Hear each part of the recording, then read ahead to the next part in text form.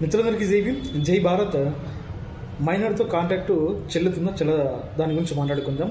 Indian contract act 1872 ప్రకారం 18 సంవత్సరాలు ఎవరైతే నిండిన వారు ఉంటారో వాళ్ళు ఏ కాంట్రాక్ట్ చేసుకున్నా, ఏ అగ్రిమెంట్ చేసుకున్నా, ఏ ఒప్పందం చేసుకున్నా కూడా అది వ్యాలిడ్ కాదు. కోర్టులో కేసు వేసినా కూడా చెల్లదు. అది కాంట్రాక్ట్ చేసుకునే ముందు ఒకసారిగా ఆలోచించుకోవాలా, వాళ్ళు మైనరా కాదా, వాళ్ళకి 18 సంవత్సరాలు నిండినాయా కాదా.